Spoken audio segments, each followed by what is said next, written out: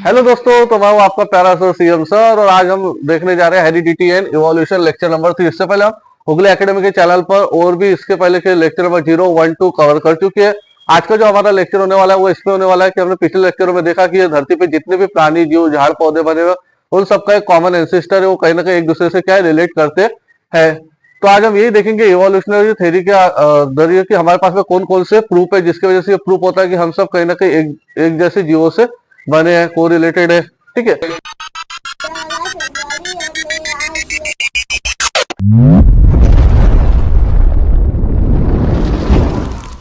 तो सबसे पहला जो प्रूफ आता है वो कौन सा है बेटा?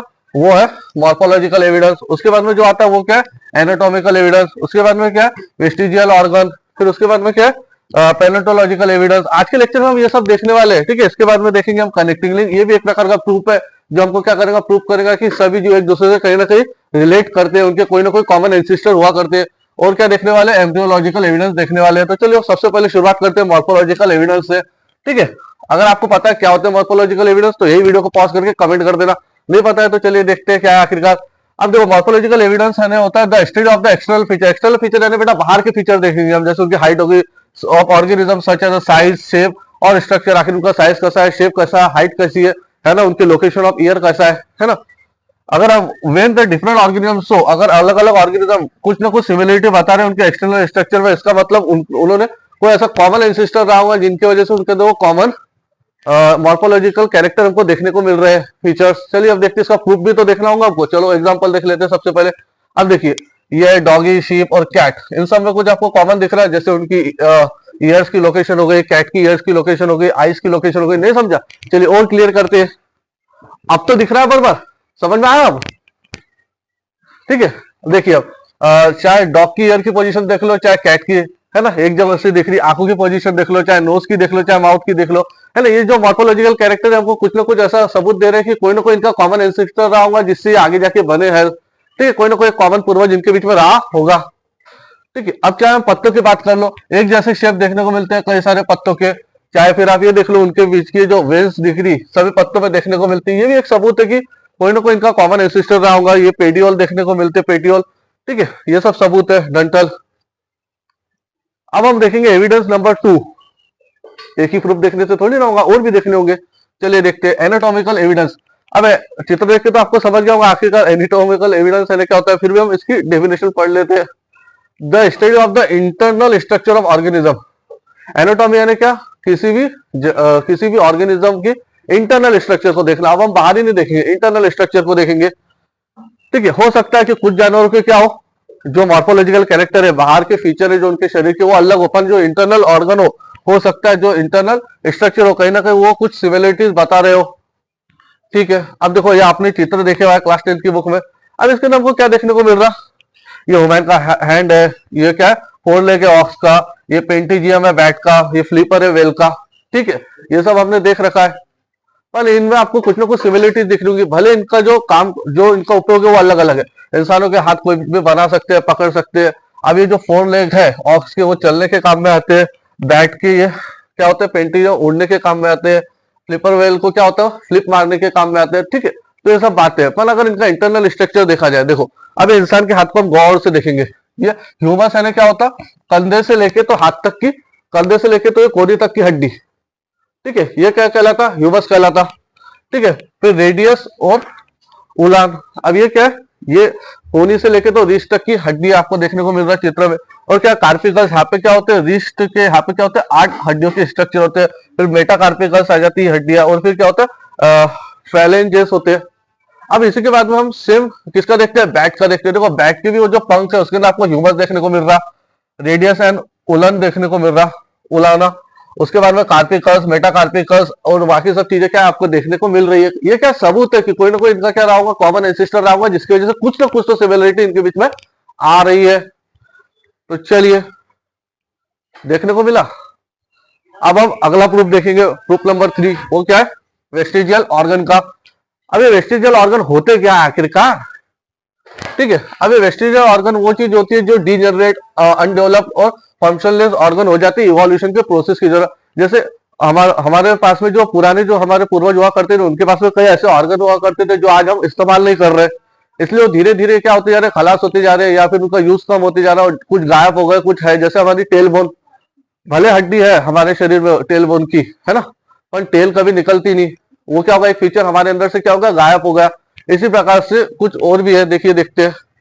सबसे पहले आता है विजडम टीथ, जिसको आप अक्ल दाढ़ बोलते हैं, जो एकदम आखिरी में होती है, ठीक है। अब ये जो विजडम टीथ है, ये जो आज के मॉडर्न मैन है, जो आज की पीढ़ी है, उसके अंदर कई बार विजडम टीथ आते नहीं है। आते हैं तो मिस अलाइन होके आते हैं, या फिर टेढ़े इरेक्ट होते हैं, या फिर कई बार इरेक्ट ही नहीं होते। पर जो हमारे पूर्वज हुआ करते थे, उनके पास में क्यों हुआ करते थे, कारण था। वो क्या करते, कच्चे झाड़ खाते थे, रॉ मीट खाते थे, तो उनको हार्ड सब्सटेंस को क्या करना पड़ता था, चबाना पड़ता था। अब हम इंसान क्या करते, पीसा हुआ, मिक्सर में ग्राइंड किया हुआ, या फिर एकदम ऐसा पकाया हुआ भोजन खाते हैं, जिसकी वजह से हमको ज्यादा चबाने की जरूरत नहीं पड़ती। तो उसका यूज धीरे धीरे कम होने की वजह से वो मॉडर्न इंसानों में से क्या होती जा रही, समाप्त होती जा रही। फिर भी अगर हम कुछ अभी भी मैमल्स में देखें, जैसे बंदर हो गए, गोरिल्ला हो गए, इन सब के अंदर क्या होता, आज भी विजडम टीथ है, क्योंकि वो आज भी क्या करते, कच्चा झाड़ हो गया, मीट हो गया, ये खाते हैं, तो ज्यादा चबाने का काम उनको पड़ते रहता है। चलिए, उसके बाद में क्या है, टेल बोन। अभी हमारे रीढ़ की हड्डी के एकदम नीचे के साइड में देखेंगे तो आपको क्या दिखेगा, एक कोकायस नाम का फ्यूज्ड एक ऐसा पार्ट दिखेगा, है ना। ये क्या है, टेल बोन का हिस्सा है। अब हमारे पास में आज भी टेल बोन है कि हड्डी है, पर टेल है क्या, टेल बोन है, पर हमको टेल निकलती नहीं, क्योंकि हमने क्या किया, हम जमीन पे जैसे जैसे हमारे पूर्वज चलने लगे, तो जो हमारी टेल थी उसका कोई उपयोग नहीं हुआ, तो धीरे धीरे क्या होती गई, समाप्त होती चली गई। अभी हमारे पूर्वजों के लिए क्या काम में आती थी, ये इसलिए काम में आया करती थी कि वो क्या करते थे, झाड़ पे रहते थे, तो झाड़ पे उनको बैलेंस करने के लिए काम में आती है। आज ये अभी भी ये क्या होता है, बंदरों में देखने को मिलती है, और जो अलग अलग प्रकार के थोड़े बहुत जानवर है, मैमल्स है, वर्टिब्रेट्स, उनके अंदर देखने को मिलती है, ताकि वो झाड़ पे क्या बना सके, बैलेंस बना सके, है ना। गिलहरी में भी आप देखी होंगे आपके घर के पास में, जो झाड़ पे रहती है। चलो अब देख लेते हैं अपेंडिक्स, है ना। क्या होता है, नैरो फिंगर लाइक स्ट्रक्चर होता है आपके लार्ज इंटेस्टाइन के पास में, ठीक है। अगर आपने कभी अपेंडिक्स का नाम सुना होगा तो। अभी आखिरकार हमारे पूर्वजों के क्या काम में आती थी, अब देखो वो क्या करते थे, वो घास खाते थे, अलग अलग प्रकार के प्लांट खाते थे, उनको पचाने के लिए, जो घास वगैरह होगी ये सब पचाने के लिए क्या होती थी, अपेंडिक्स को काम में लाया करते थे, ठीक है। और डाइजेस्टिव सेल्यूलोस, जो सेल्यूलोस होता है घास के अंदर, वो पचाने के काम में आती थी। और इसके अंदर क्या रहती है, संबायोटिक बैक्टीरिया रहते थे, जो पचाने में मदद करते थे। अब आज क्यों नहीं है, देखो अब हम घास वगैरह खाते नहीं, और कोई भी रॉ प्लांट टाइप में हम कुछ भी कंज्यूम करते नहीं है इतने मात्रा में, हम बिल्कुल उसको पका के या और कोई प्रक्रिया करके कंज्यूम करते हैं। अब इसलिए अपेंडिक्स का ज्यादा यूज होता नहीं है, इसलिए धीरे धीरे वो क्या होते जा रहा है, मॉडर्न इंसानों में से डीजनरेट होते जा रहा। हो सकता है कि आने वाले सदियों में वो क्या हो जाए, कुछ सदियों बाद में इंसानों में से गायब भी हो जाए, ठीक है। अब जो हर्बीवोरस है, अब सब कुछ रिसर्च ये भी कहती है कि इसके अंदर क्या होते हैं, गुड बैक्टीरिया होते हैं, जो फूड डाइजेस्ट के लिए, गट जो बैक्टीरिया होते हैं गट्स के लिए गुड, वो स्टोर होते हैं अपेंडिक्स के अंदर, ठीक है ना। चलिए अब आगे बढ़ते हैं। पिलिका सेमी ल्यूनारिस, अब ये क्या होता है, आई लीड होती है ना, एक आंखों के ऊपर परत होती है। आपने मगरमच्छ का वीडियो देखना कभी सर्च करके, उसके अंदर आपको मगरमच्छ के ऊपर तीसरी आई लीड दिखेंगी। क्या, a small folded tissue the inner cornea of human eye and it is not move and serve purpose। अभी ये हमारे पास है थर्ड आई लिड, पर हम उसको क्या नहीं कर सकते, वापर नहीं सकते, वो इतनी पावरफुल बची नहीं है। धीरे धीरे वो डिजनरेट होते होते होते क्या हो गई, कमजोर हो गई। अब ऐसे जो हमारे पूर्वज होते थे वो क्या करते थे, इसको remnant of third eyelid की, जैसे पानी में हो गया, हवा में हो गया, पानी में तैरना है तो क्या होता है, आई लिड होने के बाद में क्या होता था, पानी आंखों में नहीं जाता था और सब कुछ क्रिस्टल क्लियर दिखा करता था। अभी भी एम्फीबियंस और रेप्टाइल्स और बर्ड, चाहे मगरमच्छ देख लो, एम्फीबियंस या रेप्टाइल्स देख लो, सांप, या फिर चाहे बर्ड देख लो, उसके अंदर ये थर्ड आईलिड देखने को मिलती है। आप चाहे तो यूट्यूब पे या गूगल पे सर्च करके वो वीडियो देख सकते हो उन लोगों का, ठीक है। चलिए, ये भी क्या होगा, समय के साथ में हमारे साथ में क्या होगा, डीजनरेट होगा, पर अवशेष अभी भी क्या बाकी है, दिख रहा होगा तो, ठीक है। बस हम उसको वापर सकते नहीं। चलिए, अब इन सबसे तो आप सब वाकिफ ही है, ये क्या है, मसल्स ऑफ ईयर पिन्ना। अब the muscles of the pinna is the external ear, क्या है, एक्सटर्नल ईयर है, बाहरी ईयर है, इसको बोलते हैं ईयर पिन्ना, है ना, प्रेजेंट इन वुमेन। वो क्या होगा, समय के साथ में धीरे धीरे धीरे धीरे वीक होता चला गया, वीक होने से क्या होगा, उसकी वजह से अब हम उसको इतने अच्छे से इस्तेमाल नहीं कर सकते।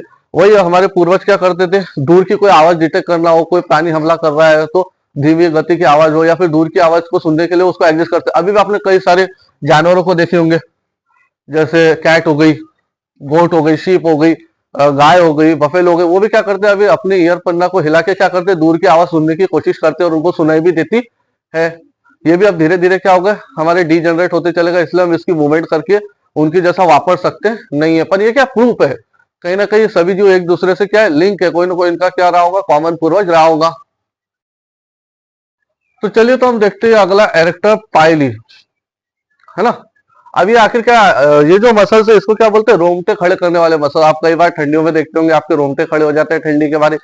तो अब देखो ये जो है अब ये धीरे धीरे क्या हो रहा है, जो बाल है ना, जो ये मसल्स है वो क्या होती जा रही है, अब धीरे धीरे अब इनका इतना यूज बचा नहीं है ना। पर आज भी ये किसके अंदर ज्यादा यूज होते हैं, जो एकदम बाल वाले फरी एनिमल्स है उनके अंदर आज भी यूज होते हैं, जो ज्यादा ठंडे इलाके में रहते हैं। ये क्या करते हैं, जब भी ठंड बसती है तो ये क्या हो जाती है, बाल रोंगटे खड़े करवा देते हैं, जिससे क्या होता है, हवा डायरेक्टली क्या नहीं टच होंगी, स्किन को टच नहीं होगी। हमारे क्या होता है, डायरेक्ट स्किन को टच होती है, क्योंकि अब इतने हेयर तो बचे नहीं है ना। पर जो आज भी फरी हेयर या एनिमल है जिनके पूरे शरीर पे है, वो क्या करते हैं, इसके द्वारा अपने स्किन को प्रोटेक्ट करते हैं। जो ठंडी हवा है वो डायरेक्ट उनको क्या नहीं करती, छूती नहीं है। और दूसरा इस्तेमाल क्या होता है, जब भी कोई एनिमी इनके ऊपर अटैक करने को आता तो ये क्या होता है, अचानक से ये जो बाल है, जो मसल्स है, वो क्या कर देते, खड़े कर देते, जिसकी वजह से क्या होता, वो जो जानवर है वो उनको क्या दिखता, बड़ा दिखने लग जाता।